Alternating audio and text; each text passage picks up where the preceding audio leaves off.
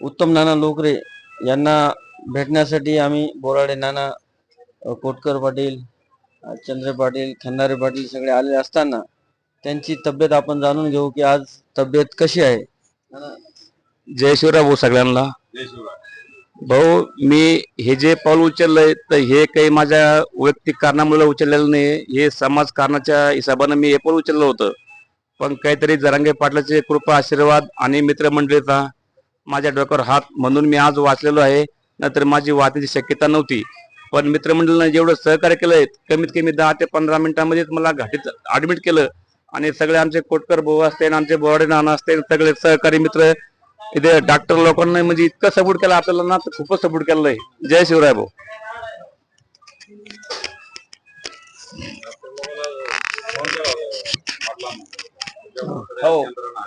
सर्व समाज बांधवांना जय शिवराय.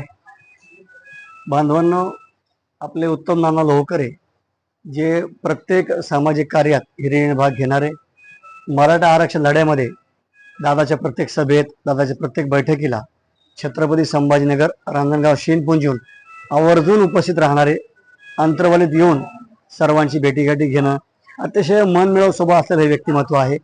त्यांनी काल जे टोकाचं पाऊल उचललं त्याचं कारण असं होतं, गेल्या 11 म्हणजे 1 वर्ष कालच्या तारखेला आपला जो लढा अंतरवाली सुरू झाला होता, त्या लढ्याला 1 वर्ष पूर्ण झालं होतं. 1 वर्ष होऊनही दादानी अनेक कठोर उपोषणं केली तरी शासन त्यांची दखल घेत नव्हतं. हा विषय नानाच्या कुठेतरी जिव्हारी लागला आणि आज आमच्या संघर्ष योद्ध्याची तब्येत खराब झाली, अनेक आमच्या तरुणांनी बलिदान दिलं तरी आम्हाला आरक्षण नाही. त्यामुळे नानांनी टोकाचं पाऊल उचललं होतं. परंतु त्यांच्या सर्व सहकाऱ्यांनी त्यांना वेळेवर दवाखान्यामध्ये दाखल करून त्यांचा जीव वाचवला. लक्षात ठेवा मित्रांनो, जीवन जगत असताना पैसाच सर्व काही नाही हे काल नाना दाखवून दिलं.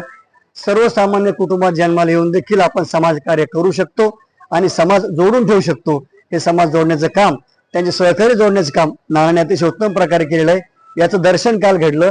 ज्यावेळेस नानाने टोकाचं पाऊल उचललं, ते टोकाचं पाऊल उचलल्यानंतर नानाला काही क्षणामध्ये त्यांच्या सर्व सहकाऱ्यांनी कुठलीही जीवाची तमा न बाळगता तात्काळ त्यांनी शासकीय रुग्णालयामध्ये दाखल केलं.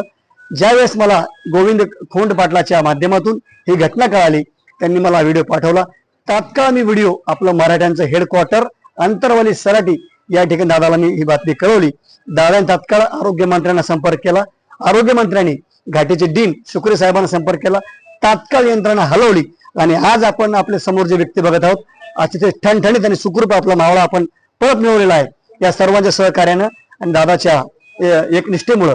त्यामुळे मी पुन्हा एकदा आपल्या या फेसबुक लाईव्हच्या माध्यमातून तमाम